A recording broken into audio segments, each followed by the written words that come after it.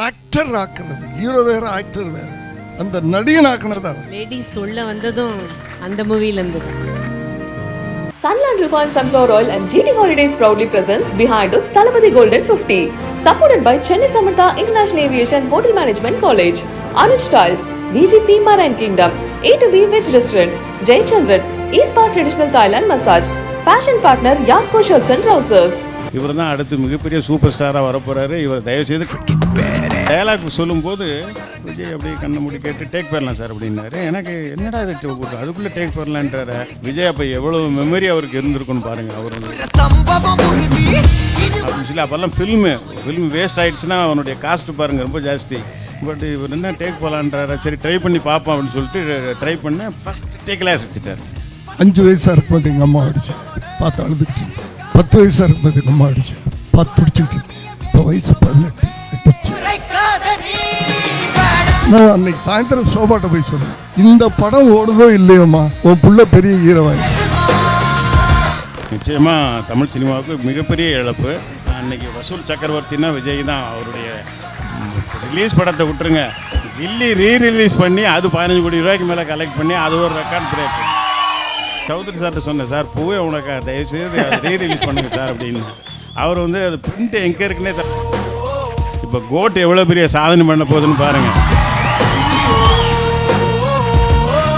Vikraman sir அவர்கள் வந்திருக்காங்க. So sir நீங்களும் மேடைக்கு ஏற்றுக்கலாம், நல்லாயிருக்கும்.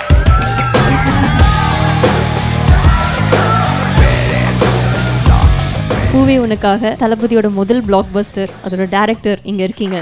ஸோ நீங்கள் சொல்லுங்கள் சார், இந்த அனுபவங்கள், இந்த மொமெண்ட்ஸ் பற்றி சொல்லுங்கள். இல்லை, ரொம்ப ஹாப்பியாக இருந்தது.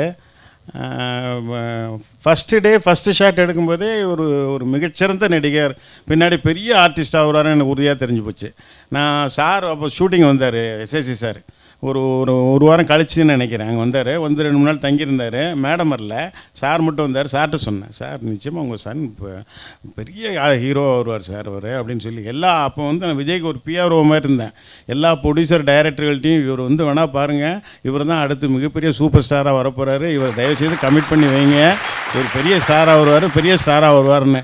அதுக்கப்புறம் விஜய் பூவே உனக்கு பெரிய ஹிட்டாகி, காதலுக்கு மரியாதை பெரிய ஹிட்டாகி, லவ் டுடே பெரிய ஹிட்டாகி, அதுக்கப்புறம் விஜய் எங்கேயோ போயிட்டார். அவரை பற்றி சொல்லணும்னா நான் ஒரு வார்த்தை சொல்லிடுறேன். விஜய் நடிகன் ஆசைப்பட்டார், நான் நடிகனாக்குனேன். நடிகன்னா என்ன, இவர் நடித்தா படம் ஓடும், இவரை வச்சு நம்ம படம் எடுக்கலாம் அப்படின்னு ஒரு நம்பிக்கையை ஏற்படுத்தி கொடுத்தேன், அவ்வளோதான். ஆனால் அந்த ஹீரோவை ஆக்டர் ஆக்குறது ஹீரோ வேற ஆக்டர் வேற, கதாநாயகன் வேற நடிகன்றது வேற. அந்த நடிகன் ஆக்குனது அவர். லேடிஸ் சொல்ல வந்ததும் அந்த மூவில இருந்து தான். ரெண்டுக்கும் வித்தியாசம் தெரியுதாம்மா? ஹீரோன்றது வேற, நடிகன்றது வேற. அந்த இவர் ஒரு நாள் சொன்னார், எப்படி சார் என் பிள்ளையை செலக்ட் பண்ணீங்கன்னு பார்த்தா அவர் நடித்த படம் கூட பார்க்கல, ஏதோ ஒரு பாட்டு பார்த்தேன்னு சொன்னீங்க இல்லை சார்? தேவா படத்தில் ஒரு பாட்டு பார்த்துருக்காரு, அந்த பாட்டிலேயே ஜட்ஜ் பண்ணிட்டார். சரி, இந்த பையனை நம்ம வேறு மாதிரி மோல்ட் பண்ணலாம், இவர் என்ன ரொம்ப கமர்ஷியலாக கொண்டு போகிறாரு, மசாலாவை கொண்டு போகிறாருன்னு சொல்ல போனால் அப்படி தான் சொல்லுவாங்க. என்னைய மசாலா டைரக்டர்னு தானே சொல்லுவாங்க. அவரை வேறு மாதிரி கோணத்தில் கொண்டு போகலான்னு சொல்லிட்டு, அதுதான் அந்த கிளைமேக்ஸ் அந்த படத்தில் இன்றைக்கும். ஐயோ, டைலாக்ஸும் சரி, அந்த ரொம்ப சிம்பிளான ஒரு கிளைமேக்ஸு. இந்த டைலாக்ஸ் இன்னும் இந்த பூ ஒரு முறை தான் பூக்கும். அந்த என்ன சார் அந்த டைலாக்கு? இல்லை, நிறைய நல்ல டைலாக் இருக்குது சார். தோல்வியடைறதுக்கு காதல் ஒன்றும் பரிச்சை இல்லை, அது ஒரு ஃபீலிங் அப்படின்றது ரொம்ப அருமையான ஒரு டைலாக், எனக்கே பிடிச்ச டைலாக் இது. அந்த கிளைமேக்ஸ் வந்து நான் 1 hour தான் எடுத்தேன் இங்கே அருணாச்சலம் ஸ்டுடியோவில் ஒரு செட்டில். விஜய் அப்போ எவ்வளோ மெமரி அவருக்கு இருந்திருக்குன்னு பாருங்கள். அவர் வந்து ஒரு டைலாக்ஸ் அவ்வளோ லெங்க் டைலாக்கு ஒரு விட சொல்லுவேன், மைண்டில் அப்படியே கண்ணை மூட்டு கேட்பார், கேட்டு டேக் பண்ணலாம் சார் அப்படிம்பார். அப்போவும் ஒரு லெங்க் டைலாக், அந்த சீன் படத்தில் கிடையாது. அந்த டைலாக் சொல்லும்போது விஜய் அப்படியே கண்ணை மூடி கேட்டு டேக் பண்ணலாம் சார் அப்படின்னாரு. எனக்கு என்னடா இது அதுக்குள்ளே டேக் பண்ணலான்றாரு.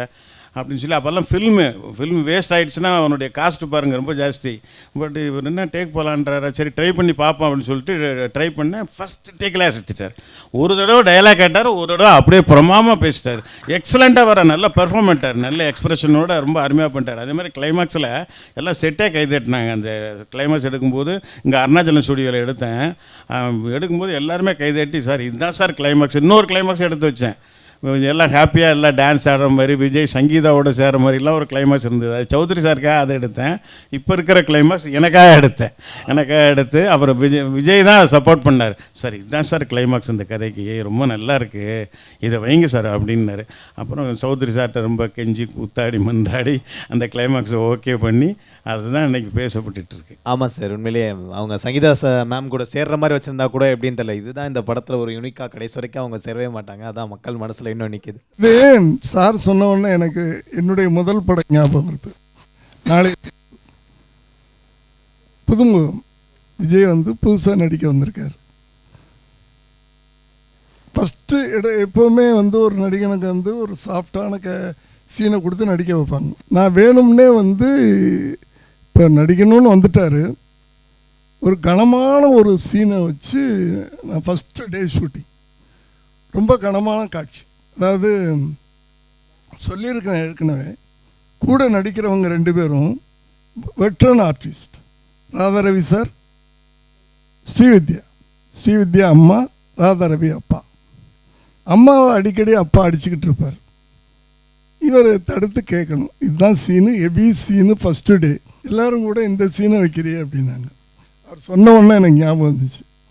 என்னுடைய அசிஸ்டன்ஸ் போய் டயலாக் சொல்லிட்டாங்க,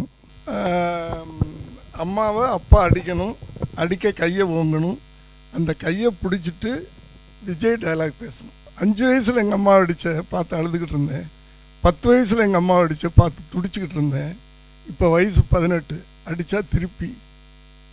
இப்போ இது டயலாக். ராதாரவியை கையை பிடிச்சி ராதாரவிக்கிட்ட பேசணும். ராதாரவி எத்தனை படங்கள் நடிச்சிட்டார் அதுக்கு முன்னாடி. இதான்ப்பா டயலாக்கு, லேசாக இதான் பண்ணணும் அப்படின்னு சொல்லிவிட்டு நான் உட்காந்துட்டேன். அசிஸ்டன்ஸ் போய் டயலாக் சொல்லி கொடுத்துட்டாங்க. இவர் சொன்ன மாதிரி ஒரு ரவுண்ட் அப்படி போயிட்டு மைண்டில் ஏதோ ஏற்றிட்டு வந்துட்டார். ஒரே டேக், ஃபஸ்ட்டு டேக் ஓகே ஆச்சு. அப்படி கையை பிடிச்சிட்டு அந்த வெறித்தனமாக சொல்லுவார், 5 வயசாக இருக்கும்போது எங்கள் அம்மா அடித்தேன் பார்த்து அழுதுகிட்டு இருந்தேன், 10 வயசாக இருக்கும்போது எங்கள் அம்மா அடித்தேன் பார்த்து துடிச்சிக்கிட்டு இருந்தேன், இப்போ வயசு 18 அடித்தேன்.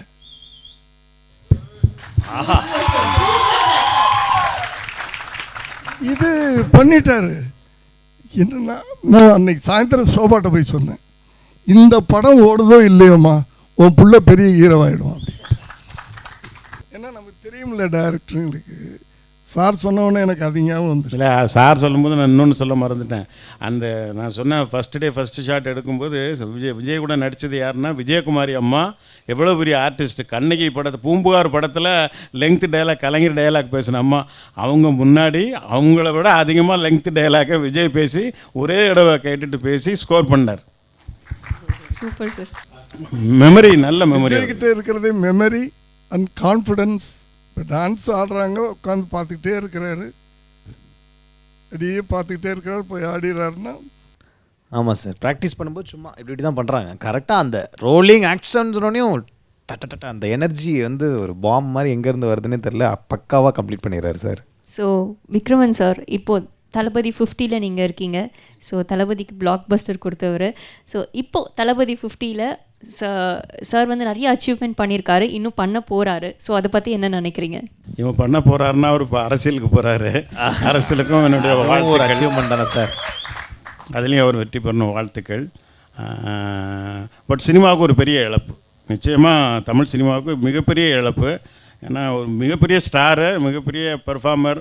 அன்றைக்கி வசூல் சக்கரவர்த்தின்னா விஜய் தான். அவருடைய ரிலீஸ் படத்தை விட்டுருங்க, கில்லி ரீரிலீஸ் பண்ணி அது 15 கோடி ரூபாய்க்கு மேலே கலெக்ட் பண்ணி அது ஒரு ரெக்கார்ட் பிரேக்கு. இப்போ போக்கிரி வேறு ரிலீஸ் ஆகுது, அது என்ன கலக்க போதோ தெரியல. அதனால் அவருடைய பழைய படங்களே நான் சௌத்ரி சார்கிட்ட சொன்னேன், சார் பூவே உனக்கு தயவுசெய்து அதை ரீரிலீஸ் பண்ணுங்கள் சார் அப்படின்னு. அவர் வந்து அது பிரிண்ட் எங்கே இருக்குன்னே தெரியல. அவர் சூப்பர் குட் படம் எதுவுமே பிரிண்ட் எங்கே இருக்குன்னு தெரில. நாட் ஒன்லி போய் உனக்கா சூப்பர் குட் படம் எதுவுமே அவங்ககிட்ட பிரிண்ட் அவங்க மெயின்டைன் பண்ணுறது இல்லை. சில கம்பெனி தான் மெயின்டைன் பண்ணுறாங்க. அது நெகட்டிவ் இருந்தால் தானே இப்போ நம்ம வந்து கியூப் பண்ணி எல்லாம் கரெக்ட் பண்ண நிறைய பேர் டிஜிட்டல் ஃபிலிம் பண்ணணும் இப்போ இன்றைக்கி இருக்கிற ஃபார்மேட்டுக்கு. அது இல்லை. பட் இன்னைக்கு விஜய் படங்கள் எல்லாமே ரீரிலீஸ்லேயே சாதனை பண்ணுது. இப்போ கோட் எவ்வளோ பெரிய சாதனை பண்ண போகுதுன்னு பாருங்கள். நிச்சயமாக அடுத்தடுத்த உயரத்துக்கு போவார். இப்போ அரசியல் போகிறது தமிழ் சினிமாவுக்கு பெரிய இழப்பு தான். எஸ்பெஷலி தேட்டர் ஓனர்ஸ்லாம் ரொம்ப இப்போவே ரொம்ப வருத்தப்பட்டு இருக்காங்க. So thank you sir. பட் மக்களுக்கு ஹீரோவாக இல்லாமல் தலைவனாக இன்னும் நிறையா பண்ணுவாருன்னு நம்பலாம், உறுதியாக நம்பலாம். So thank you sir. ரொம்ப நன்றி. நீங்கள் தளபதி 50ல் வந்து எங்களோட ஜாயின் பண்ணதுக்கு ரொம்ப நன்றி. நன்றி. வணக்கம். Behind Woods Thalapathy Golden 50 title sponsor Sunland Refined Sunflower Oil ஊட்டச்சத்தும் எதிர்ப்பு சக்தியும் நிறைந்த பிசுபிசுப்பு இல்லாத Sunland Refined Sunflower Oil and GT Holidays South India's #1 travel brand supported by Chennai's Amirtha Group of Institutions. Chennai's Amirthaல ஈஸியா படிக்கலாம், வேர்ல்டு ஃபுல்லா பறக்கலாம். அனுஜ் ஸ்டைல்ஸ் ரகங்கள் பலவிதம், ஒவ்வொன்றும் உலகத்தரம். VGP Marine Kingdom India's first walk through tunnel aquarium. Adyar Ananda Pawan sweets and snacks மற்றும் A2B restaurant. உங்கள் பசியார எங்கள் ருசி பேசும். ஜெயச்சந்திரன் இங்கு எல்லாமே இருக்கு, நல்லாவே இருக்கு. தாம்பரம், பள்ளிக்கரணை மற்றும் டி நகர். தாய்லாந்து போகாமலே இப்போ authentic Thai massage spa, a family rejuvenation center, Chennai and Coimbatore. Fashion partner Yasko Shirts and Trousers. Sunland Refined Sunflower Oil and GT Holidays proudly presents Behind Woods Thalapathy Golden 50. Supported by Chennai Samartha International Aviation Hotel Management College. Anuj Styles, VGP Marine Kingdom, A2B Veg Restaurant, Jay Chandran, East Park Traditional Thailand Massage.